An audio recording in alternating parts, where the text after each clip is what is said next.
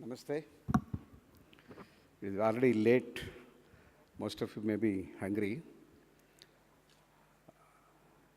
Actually, it is reminding me, when you go to a movie, a serious movie, usually you find a comedy track, nothing to do with the main story. That comedy track is given only for a relief to the viewer. So I think in your serious sessions of this packaging and integrated solutions, my topic is a comedy track to give some relief to you. Well, I heard these names, supply chain and packaging, in my industry also. Though I don't know the intricacies of it, we are exposed to these two names.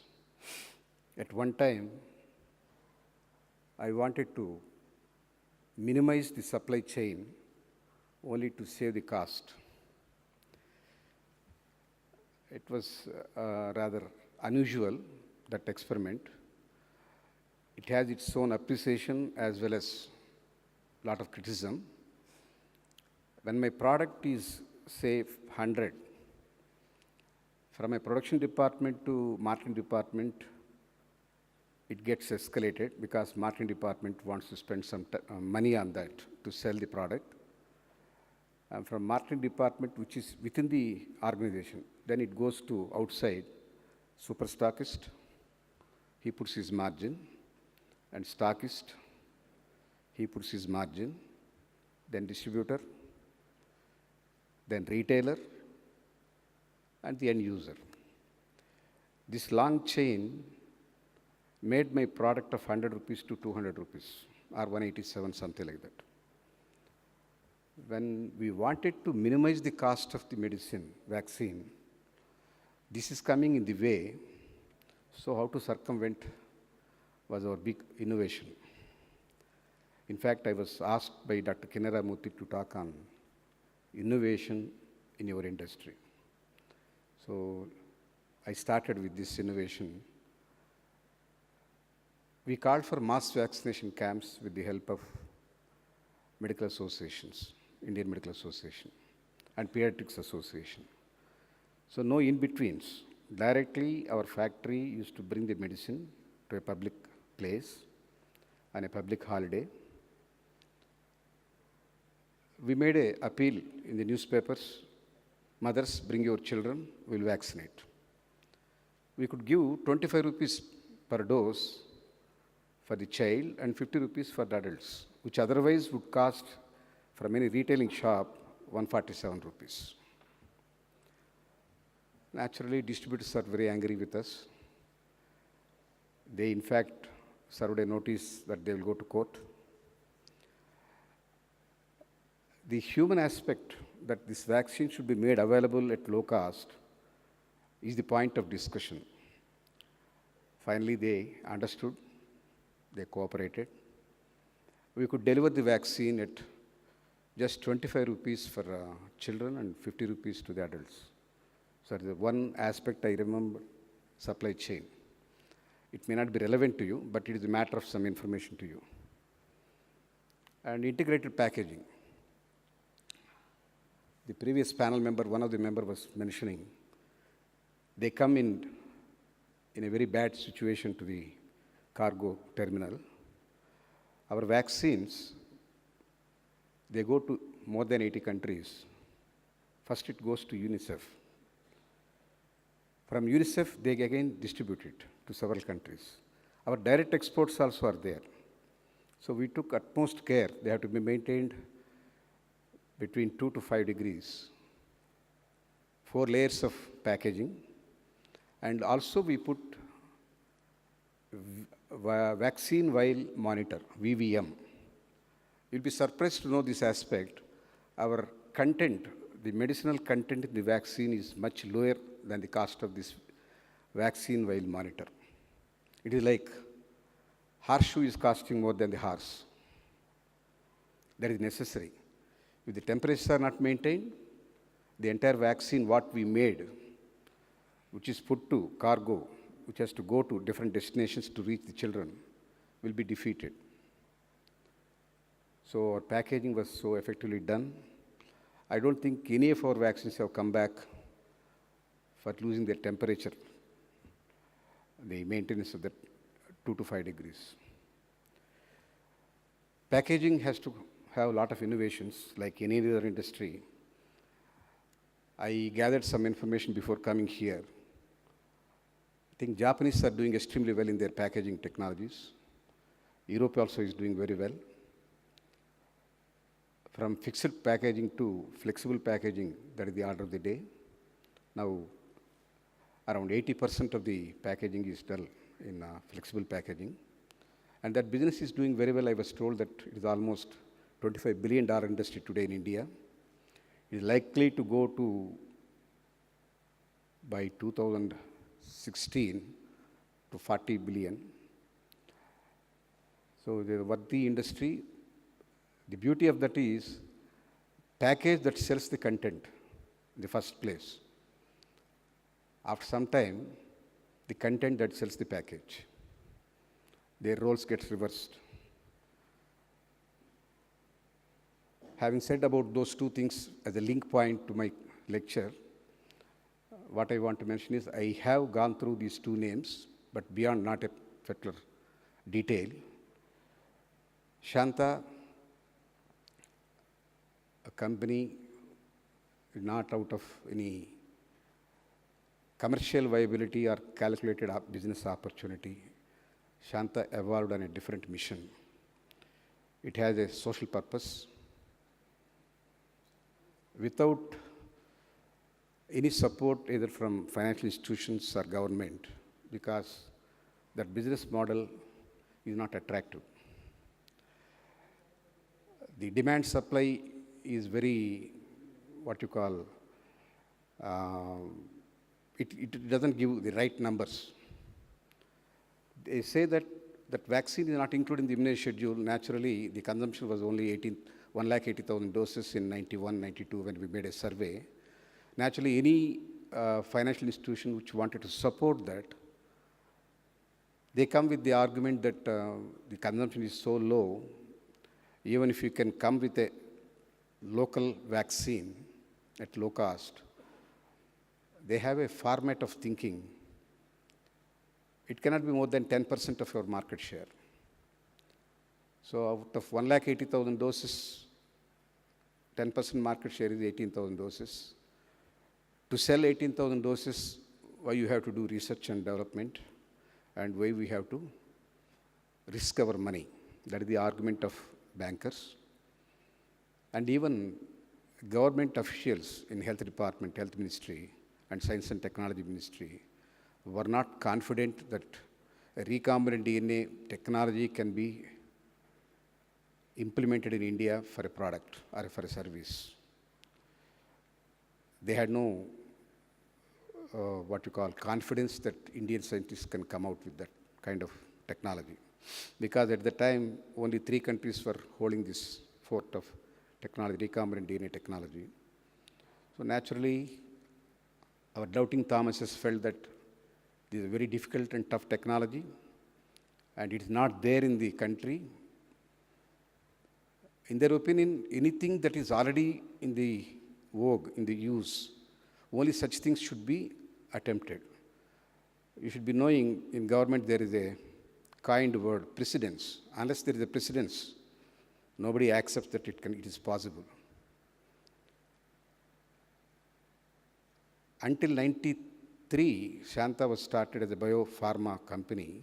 There was no biotech company per se producing any biopharmaceutical product. There may be other companies who are doing just fermentation for making API, active pharmaceutical ingredient, for making statins or anything. But recombinant DNA route making a vaccine was not there before 92, 93. That is the reason why many people were skeptical about this project. Without government support, without financial institution support, more than anything, this is a biopharma product. Naturally, it has to go through certain checks and balances. It has to be approved at different stages, not just a soap or a toothpaste. Whatever we make, we can sell. From the initial stage of development, we had to go through certain screening processes. There was no regulatory system in place to approve this product, recombinant DNA product. Regular pharma, they were approved by, DCGI, Drug Control General of India. For a biological product, there is no such kind of regulatory system in place. But for even experimenting, there were certain rules and procedures, like one step is RCGM, then second step is GEAC, and then it goes to Drug Control General. And Drug Control General Department do not have biology specialists to understand what we did and to evaluate what we did and to approve what we did. Even today, they have only ad hoc committees. For every product, a different committee sits and then evaluates the product. It's sad.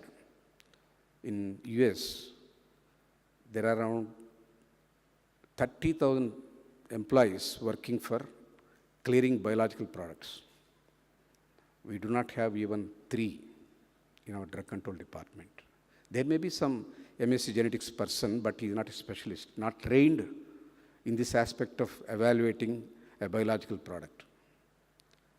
So in such kind of odd situations, when the regulatory system is not in place, government is not in favor of developing any new vaccine in the country with the Swadeshi technology, and there is no, as again I mentioned, precedence. There is no precedence for me to emulate or follow any biopharmaceutical company, how it looks like, how their laboratory looks like, how their pharmaceutical production unit looks like.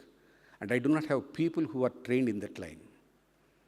Suppose you want to start a cement factory, you can immediately lift somebody from L&T cement factory as general manager. He can come and start our unit. If you want to do any steel industry, we can go to Vizag steel plant and lift some people. But that kind of expertise, experienced people were not there in 93 when we started Shanta. So there are many arts and many difficult situations, but the purpose was good. What we call Sankalpam, if it is deep-rooted and it is for the good cause of a society, I think some unknown help will come from somewhere, I don't know. My background is not life sciences. As I told you, this is not a business proposition where we can go by certain parameters like what is the supply-demand gap, what is the annual compounded growth rate, what is the return on investment, what is the return on equity. All these things were not thought about. It is the emotional call to do something. We should have our own vaccine at affordable cost in Indian currency. In 92, 93, you should be remembering our foreign exchange crunch was there. Hardly $300 million for our Reserve Bank reserves of foreign exchange, just enough for 2 months imports. We had to import this vaccine, so naturally it was not in their priority by health ministry to give this vaccine to every newborn child. Though there was a mandate given by WHO that by 1992, every newborn child should be vaccinated with this hepatitis B vaccine. Without that, in other countries, they don't give passport. Without that, they don't give an identity card. Without that, there is no school admission. All these things, while so strict in other countries, but our government took it so casual. They didn't bother to do anything on this line. In fact, if the government has any bent of mind, we have 40 CSIR laboratories in the country. We have a huge budget for science, for doing our research. They were not given this mandate of developing this kind of vaccine. In fact, all our CSR laboratory scientists are very talented. They are no way inferior to scientists abroad. But there is no leadership in the country to give them a mandate to develop a product which is essential for the society, to develop a service which is needed for the society. So they were doing their own absolute research, rather publishing papers, getting their promotions, that's it. 40 laboratories with so much talented manpower, scientists, they never thought about this aspect of having our own vaccine. That is the tragedy. A small company like Shanta is the blind call that we should develop this vaccine with our own technology, indigenous technology, has come out with a product after 5 years of research at fraction of the cost of imported vaccine. And that too, when it was challenged by the multinationals that it is not well tested and whatnot. When it was compared with the international vaccine of high standard, it came out with flying colors, proven to be better than the imported vaccine. And it is the first vaccine gone into WHO pre-qualification, making us eligible to export to many countries. So the objectives set for Shanta are very, rather, it will be surprised to know, very contradicting goals were set. We want to be highest quality, so we have gone through WHO pre-qualification, which is a benchmark. And we want to be lowest cost. Normally what we perceive is, when we want to do anything very high quality, it has to be very costly affair. Not necessarily. We have proven that high quality, very low price. At 1/10 the price we have given. Second thing, low margins, because we have to make the product very low cost. When it is low margin, naturally the stakeholders, the investors, they will not be getting much. But in fact, in Shanta, stakeholders got huge profits. They made almost 25% dividends every year. And at the end of the day, when a big multinational company like Sanofi gave a value to it, which by any normal standard, what we do, P ratios and EBITDA, etc., by any calculation, it is almost 10 times. It is, we started the company at 15 crores, 15.5 crores in 93. By 2009, its value was at $850 million, almost 3,000 crores. At 15.5 crores, company has become that. And the investors who invested in the company, initial investors, they all got almost 150 times what they invested. All our employees were given stock options. They were all benefited. And this has created a platform in the country for recombinant DNA technology. Many companies came in. A biotech revolution has come in. Biotech policies have come. Biotech parks have come in every state. And almost 700 companies have come up. And India has become 4th biotech product country in the world. And our total turnover in biotech area, biopharmaceuticals area, is crossing $8 billion. All these things, before 93, there was nobody. In fact, there was a need for a local vaccine because we are not using that vaccine for our children. And UNICEF, WHO, all these organizations were very critical about us, calling us beggars. Many big giants like Ranbaxy, Dr. Reddy's, and other companies, I approached them, why don't you take up this? They had the strong belief that there is no biotech still in the country in 93. But I know for sure, in every university, biotech is being taught, but remained it in the classrooms. They didn't bring it to the laboratories. They never experimented. They didn't want to take any chance of failure. Innovation is not possible unless you take a step forward towards risk. Biggest risk in life is not taking risk at all. This kind of name and fame, what Shanta got, should have been with any established company in the country, Nicholas Piramal, Intas, Cipla, Dr. Reddy's, Ranbaxy. They are all become industrialists. They are not entrepreneurs. An entrepreneur is one who could be illogical, like me, who could be irrational, like me, who could be crazy, like me, because I don't know the subject, I don't know the value of the project, I don't know how much time does it take to make a product.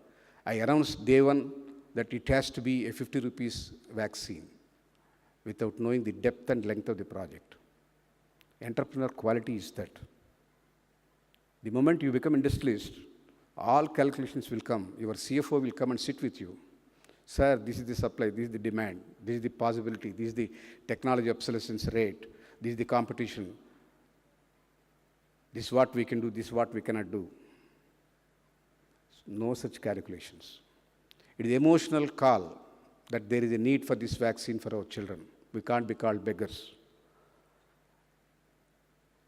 After 97, when we launched the product at 50 rupees, after we got WHO pre-qualification, after we started supplying vaccines to UNICEF countries, we also started donating 10% of our production free. Now we transformed from being beggars to donors. So all these things were possible because of one aspect, innovation. Innovate or else perish.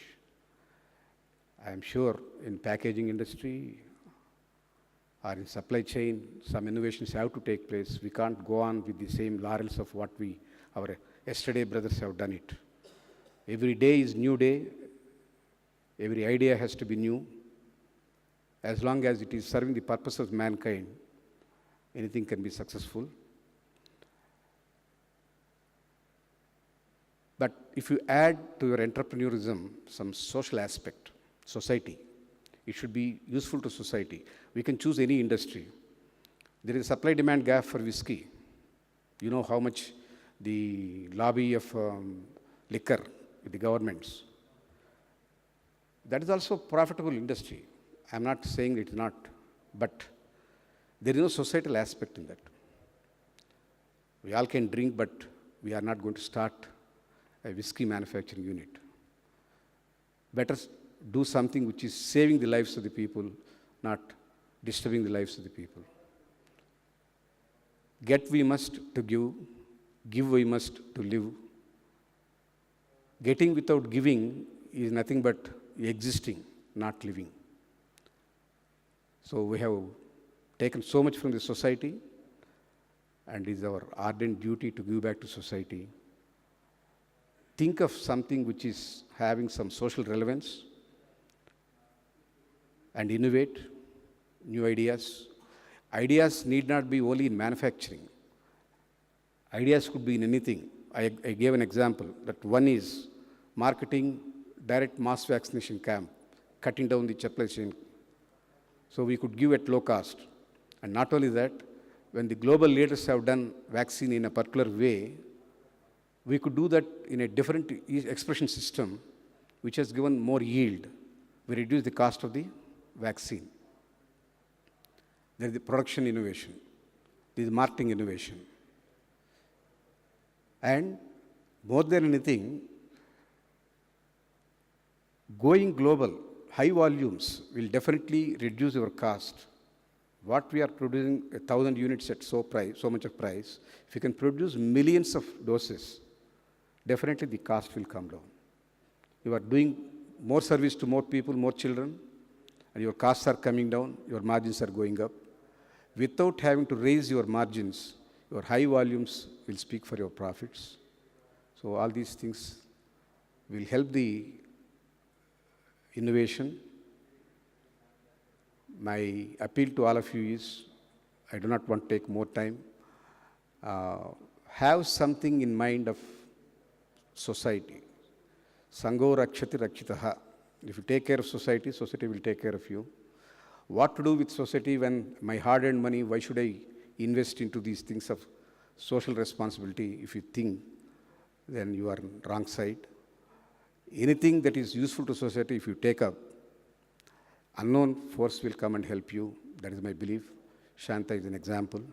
Without much technology background, without help of any financial institutions, without any support from government, Shanta could do so much. It has 11 products and it has attained the name globally.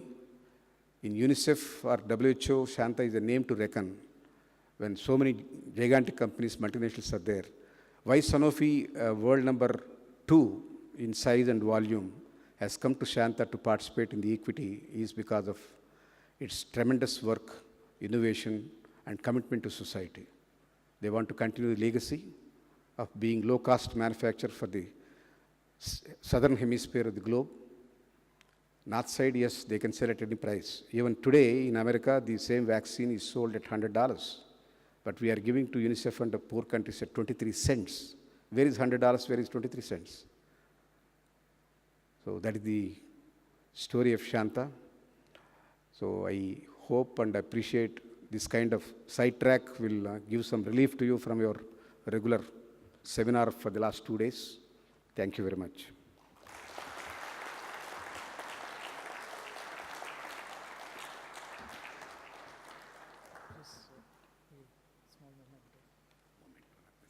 Any questions they can ask? So I'm sure this was a very inspiring, stimulating talk. Swadeshi vaccine, innovate or perish. If there are any questions for Mr. Varaprasad, please feel free.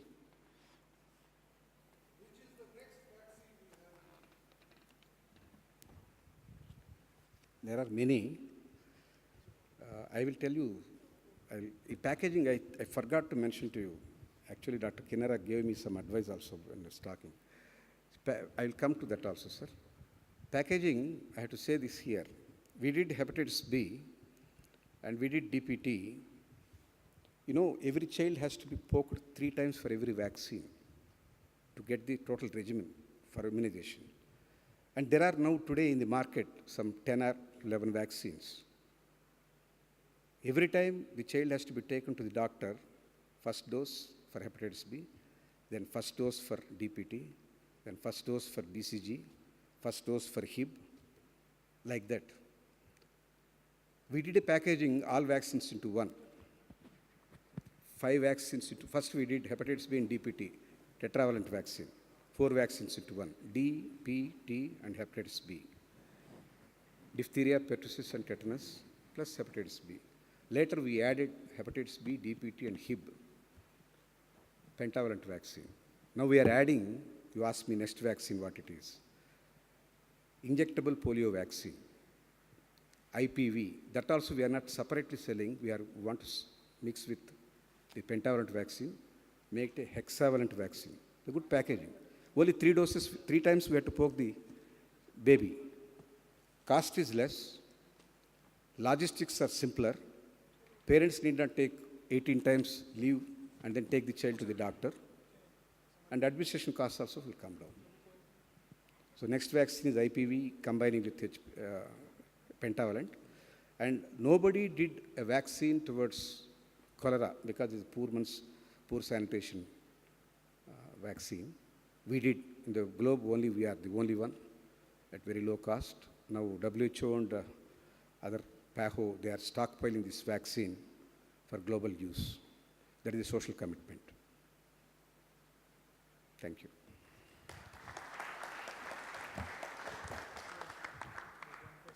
So, thank you for your inspiring speech. It's a question out of my curiosity. Being an electronics engineer, how did you get into this domain of biotech? That is the story I spoke just now. It is by compulsion I came, by not by any innovation or by any vision. Sometimes certain things will disturb you. Getting disturbed and then forgetting about it is normal practice. But I didn't sleep that day. I want to do something because we were ridiculed. In very unparliamentary language, they were talking about us, some white speakers. So we have to be on our own. We cannot be beggars forever. It seems we were going with the begging bowl for subsidized vaccines. whenever there is an epidemic. So such a situation we wanted to change. Now we are self-sufficient, self-reliant, no need to depend on anybody. In fact, technology, most of the technologies are developed here, now we are giving to Western society. We have done dengue vaccine for American company. We are doing cholera vaccine for the rest of the world. So there is talent here, but only thing is no direction, no mandate. The leaders that be, they are not bothered about this. They are only bothered about what Runamafi, what compensations, how to be in power only is their criteria, but not to make the country self-sufficient or self-reliant. Thank you.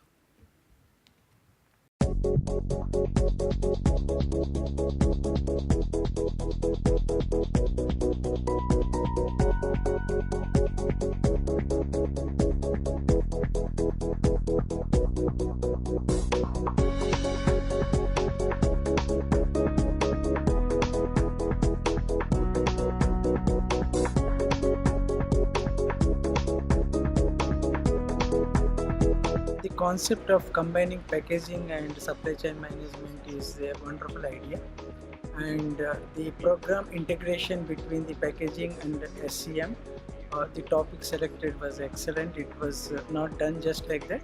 It was done with a brainstorming session, and which they have yielded the best results in these 2 days. Today it has been really important for the industry to understand the importance of the whole integration of automation with the enterprise level. Apart from the topic, I really liked the whole concept of assembling the industry experts. It was a good learning experience for me. I definitely would like to come back on the next conclave too. In fact, like before I came here, so it was so I was under the impression that like it is completely packaging related or supply chain related for a specific domain or an industry. But it was really a surprise. Like it is good to know that like diversified industries were there and the speakers were eminent speakers were there. So it was like a complete day. I could see that nobody left. So it was very interesting. Each session was well managed. So I think like hats off to the organizers. And what is my takeaway from here? I think it's an education. And it's only when different elements of the supply chain actually interact and share knowledge, it's when we'll have a completely integrated product for